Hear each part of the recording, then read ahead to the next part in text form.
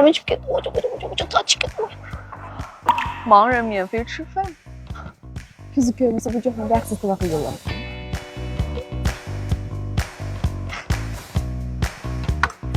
Mülazim, Hoş.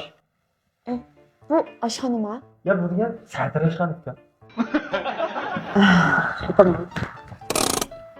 Ama bu toyğuda bir kişilik tomak koysanız. Oldu. Hadi içip buraya. Aslında çıkış tamaktır ya.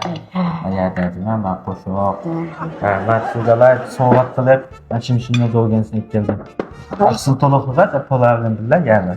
Yaraq. Yapalım ha.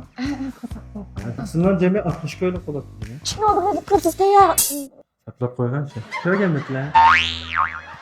Yaptın mı ya sana? Yani kilişlerini tartalım. O kızı çıkılamasın yok kandaklana. Ne?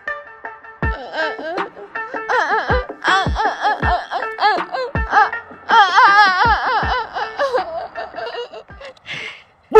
Ay!